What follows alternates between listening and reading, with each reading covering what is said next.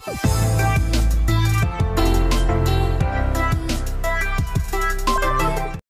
बच्चों, मैं धीरज कुमार साहू, भौतिक ज्ञान प्रवक्ता।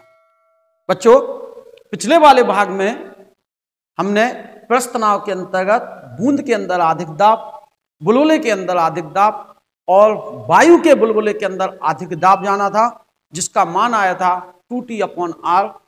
साबुन के घोल के बुलबुले के अंदर 4T/R आया था। अब चलते हम द्रव के एक और गुण की ओर। अगर मुक्त पृष्ठ है तो उसका तल कैसा होगा? द्रव के मुक्त पृष्ठ का तल। तो आज की हेडिंग है, पहले हम इसको जानेंगे, द्रव के मुक्त पृष्ठ का तल। हम क्या जानने जा रहे हैं? द्रव के मुक्त पृष्ठ की आकृति जानने जा रहे हैं। मुक्त पृष्ठ की आकृति बढ़ ज्यादा अच्छा होगा कि कैसी आकृति होगी? Shape of free surface of liquid, यानी हम अगर किसी लिक्विड को ठोस के संपर्क में लाते हैं तो वहां उसका तल कैसा होगा। आइए इसी को चलते हैं। इसकी व्याख्या हम असंजक बल और ससंजक बल के आधार पर कर सकते हैं। कॉसिव फोर्स, एडिसिव फोर्स हमने पीछे जाने थे। ससंजक बल वे बल एक ही पदार्थ के दो अणुओं के बीच कार्य करने वाले आकर्षण बल को ससंजक बल कहते थे, और भिन्न भिन्न पदार्थों के दो अणुओं के बीच कार्य करने वाले आकर्षण बल को असंजक बल कहते थे। इन्हीं बलों के आधार पर ठोस के संपर्क में जो द्रव होगा उसके तल की आकृति को क्या करेंगे? हम डिफाइन करेंगे। तल की आकृति कैसी होगी इसको बताएंगे। चलिए पहले हम ले लेते हैं ठोस। एक ठोस में हमने कांच की प्लेट ले लीजिए। क्या चीज है ये? कांच। इसके संपर्क में पानी भरा हुआ है।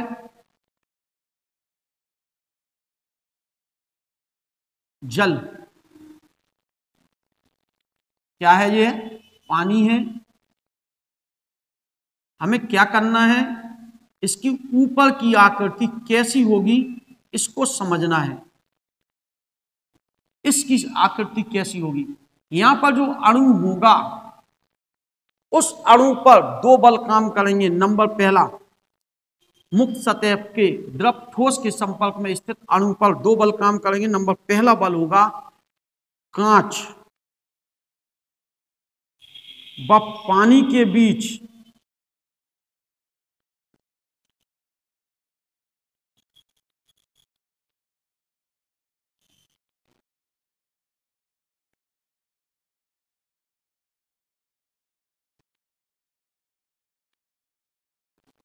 असंजक बल। कांच, यह कांच का है, यह पानी है, इनके बीच असंजक बल होगा। इस असंजक बल को हम P कह दे रहे हैं। P होगा जो कि पानी और ठोस की सतह पर अंदर को काम करेगा। दूसरा बल काम करेगा पानी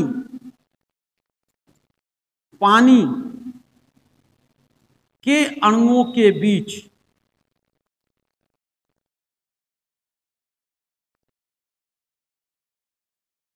ससंजक बल होगा, कोसिव फोर्स। इसे हम Q से रिप्रेजेंट करेंगे। यह पानी के अंदर की ओर काम करेगा, अंदर को खींचेगा इस अणु को। ठीक है ना? दो बल लग गए। इसमें पानी और कांच के अणुओं के बीच असंजक बल P बड़ा होता है। किससे? Q से। यही कारण है पानी कांच से चिपकता है। बात क्लियर? पानी कांच से चिपक रहा है, इसका मतलब P का मान बड़ा होगा और Q का मान क्या होगा? छोटा होगा। तो P जो है वो बड़ा होगा, Q जो होगा वो क्या होगा? बहुत छोटा होगा। तो ऐसी स्थिति में जब P बड़ा है तो इसका परिणामी बल जो आएगा वो इस तरह से इसका रिजल्टेंट बनेगा। इसका जो परिणामी आएगा वो R होगा। वह कहां की ओर होगा? ठोस की ओर होगा। अतः P व Q का परिणामी जो R होगा कांच की ओर होगा।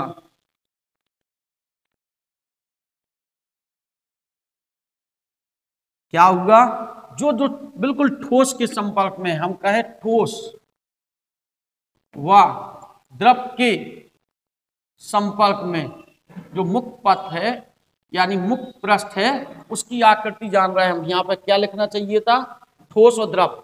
ठोस ये रहा, द्रव यह रहा, पानी हमने लिया था और कांच लिया था। पानी का ये एक अणु है, इस अणु ए पर दो बल काम कर रहे हैं। पहला पी बल काम कर रहा है, इस बल का नाम होगा कांच और पानी का असंजक बल, और एक बल काम कर रहा है पानी और पानी के अणुओं के बीच ससंजक बल। यानी यहाँ पर असंजक बल बड़ा है, ससंजक बल छोटा है, और जिसके कारण परिणामी किसकी ओर आएगा, पी की ओर आएगा। तो यह अणु अंदर को इसकी ओर उठेगा, तो इसका तल कहाँ को उठ जाएगा, ऊपर की ओर उठेगा। यानी इसका यहाँ पर जो तल होगा पानी का, वो अवतलयाकार होगा। कैसा होगा, अवतल पृष्ठ होगा इस तरह। क्यों, यहां से अणु कांच की ओर जाएगा, जब कांच की ओर जाएगा पानी के अणु, तो यहां से उठ जाएगा कांच की ओर, और ये कहाँ हो जाएगा, नीचे। तो इसमें तो जो परख नली वगैरह होती है उनमें हम पानी भरते हैं, ध्यान से देखना, उसमें पानी का तल ऐसे दिखाई देता है। कारण वही चीज, यहाँ पर असंजक बल ज्यादा था तो यहाँ से ऊपर को चला गया, यहाँ असंजक बल ज्यादा था यहाँ से ऊपर, बीच में तल क्या रह गया, दबा हुआ रह गया। तो इसका जो तल होता है परख नली इत्यादि में हम पानी का जो तल देखेंगे वो कैसा होता है, अवतलयाकार होता है। ध्यान रखेंगे इस बात को, जो द्रव नहीं चिपकते उनका तल अवतलयाकार आ रहा है, जो चिपकते हैं उनका तल अवतलयाकार, क्योंकि उसका असंजक बल ज्यादा होगा, ससंजक बल क्या होगा, कम होगा। अब दूसरी चीज ले लें, हम कांच ले लें, कांच के साथ ऐसा द्रव रख दें बगल में जो चिपकता नहीं, जैसे पारा। यहां पे क्या ले लिया, पारा ले लिया, मरकरी, ठीक है, पारा ले लिया। अब इसके जो यहां पर जो अणु है पारे का, उस पर हम बलों का अनुभव करें तो एक तो पी काम करेगा। पी क्या होगा, पारे कांच के बीच लगने वाला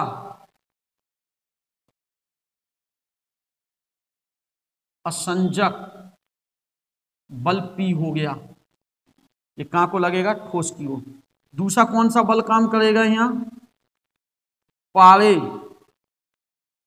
पारे के बीच लगने वाला ससंजक बल होगा, कहां को काम करेगा, द्रव के अंदर की ओर काम करेगा। अब इनका परिणामी बनाएं, क्यू। यहां पर पी बहुत छोटा होगा, किससे, क्यू। यहां पर क्यू बड़ा है, पारे का ससंजक बल बड़ा है, इसलिए पारा कांच से नहीं चिपकता पारे की ओर। तो इनका जो परिणामी आएगा वो द्रव की ओर आएगा, तो इसका तल कहां को जाएगा, नीचे को। तो इसका जो तल होगा वो ऐसा हो जाएगा अवतल। यानी अतः पी व क्यू का परिणामी आर पारे की ओर होगा। यहां कहां की ओर तक, कांच की ओर, इसलिए इनका तल कैसा होगा, उत्तल तल होगा, मीन्स ऐसे उठा हुआ।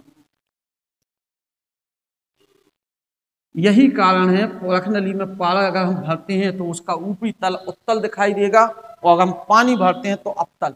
गौर करने वाली बात है, जो द्रव चिपक रहे हैं उनका तल अवतल, जो नहीं चिपक रहे हैं पारे कांच से उनका तल क्या है, उत्तल है। बात क्लियर है। सबसे पहले हम एक बार फिर से रिपीट करेंगे, मुक्त पृष्ठ की आकृति निकालना चाहते हैं किसी द्रव को, जब किसी द्रव को किसी ठोस के संपर्क में रखते हैं तो उसका तल कैसा होगा। इसकी व्याख्या करने के लिए ससंजक बल व असंजक बल, कोसिव फोर्स और एडहेसिव फोर्स का हम प्रयोग कर रहे हैं। इसके लिए हमने कांच की नली, एक कांच की प्लेट ली, इसके संपर्क में हमने पानी को भरा। जैसे ही पानी को रखा तो इनके संपर्क में जो ऊपर की सतह का अणु था उस पर दो बल अप्लाई हुए। पहला बल कौन सा हुआ, कांच गिलास और पानी मींस वाटर के बीच कौन सा, असंजक बल एडहेसिव फोर्स। और फिर क्या लगा, पानी और पानी के अणुओं के बीच ससंजक बल कोसिव फोर्स। यहाँ पर एडहेसिव फोर्स P बड़ा है Q से, परिणामी R जो आएगा वो कांच की ओर आएगा। जब कांच की ओर आएगा तो इसका तल यह अणु का हो जाएगा, कांच की ओर ऊपर को जाएगा। ठीक इसके अपोजिट में हम बात करें, पारा ले लिया, कांच ले लिया, इस पर इसके संपर्क सतह का जो अणु था उस पर दो बल काम किए, पी और क्यू। पी क्या है? कांच और पारे के बीच असंजक बल। क्यू क्या है? पारे पारे के बीच ससंजक बल। यहाँ ससंजक बल बड़ा होता है, पारे पारे का अणु एक दूसरे को चिपकाने का प्रयास करते हैं, इसलिए ऐसी स्थिति में क्यू बहुत बड़ा है पी से।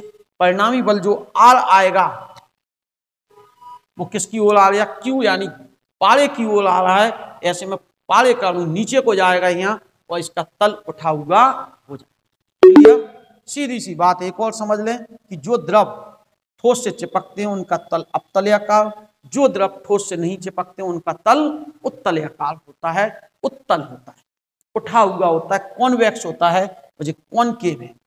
ठीक, अब चलते हैं हम स्पर्श कोण की ओर, आगे बढ़ते हैं। क्वेश्चन है स्पर्श कोण।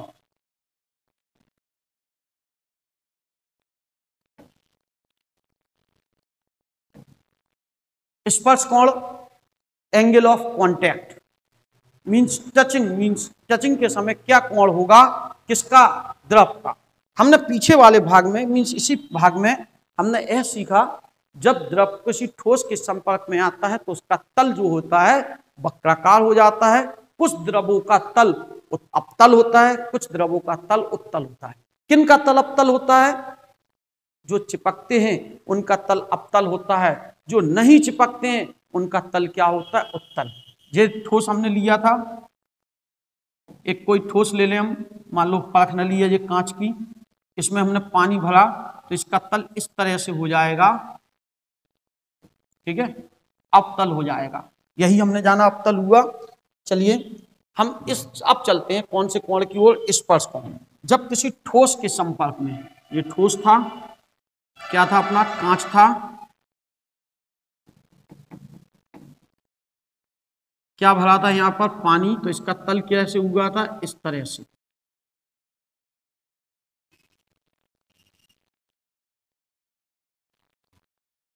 यही तो हुआ था अवतलयाकार। अगर हम एक इधर और लगा देते कांच की प्लेट तो यहाँ भी तल कैसा हो जाता है? इसी तरह का अवतलयाकार। और अगर हम पारा लेते तो कैसा होता? कांच की प्लेट और यहाँ पे हमने पारा भरा तो वो इस तरह का तल होता। यहाँ एक कांच की प्लेट और होती सिरा, इसका जो पारे का तल होता वो इस तरह का होता।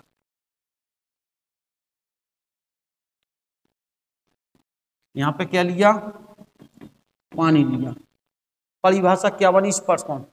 द्रव व ठोस के स्पर्श बिंदु पर, द्रव व ठोस के स्पर्श बिंदु पर वक्राकार तल पर खींची गई स्पर्श रेखा, वक्राकार तल पर खींची गई, वक्राकार तल पर खींची गई स्पर्श रेखा तथा ठोस के अंदर की ओर खींची गई सतह पर रेखा के बीच के कोण को कौन सा कोण कहते हैं? स्पर्श कोण कहते हैं। फिर से, वक्राकार तल की सतह पर खींची गई स्पर्श रेखा तथा ठोस की सतह पर अंदर की ओर खींची गई रेखा के बीच के कोण को हम कौन सा कहा हुआ?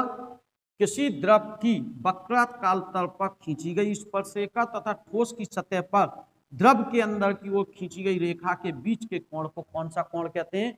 स्पर्श कोण कहते हैं। जिन द्रवों में जो द्रव ठोस से चिपकते हैं उनके लिए स्पर्श कोण का मान क्या होता है? न्यून कोण होता है। देख रहे हो, यहाँ चिपक रहे हैं तो इसका न्यून कोण है। और जो द्रव ठोस से नहीं चिपकते हैं वहां थीटा का मान क्या है? अधिक कोण। और पैराफिन मोम और पानी को ले लिया जाए तो उनके लिए थीटा का मान समकोण है, क्योंकि वह ना तो उससे चिपकता है ना ही उससे दूर हटता है। तो क्या हुई बात? फिर से रिपीट करें हम, जब किसी द्रव को किसी ठोस के संपर्क में लाते हैं तो उसका तल वक्राकार हो जाता है। वक्राकार तल पर खींची गई स्पर्श रेखा, वक्राकार तल पर खींची गई स्पर्श रेखा तथा ठोस की सतह पर द्रव के अंदर की ओर खींची गई स्पर्श रेखा के बीच के कोण को कौन सा कोण? स्पर्श कोण कहते हैं। अगर द्रव चिपक रहा है तो स्पर्श कोण का मान न्यून कोण होगा, और अगर द्रव नहीं चिपक रहा है तो स्पर्श कोण का मान अधिक कोण होगा।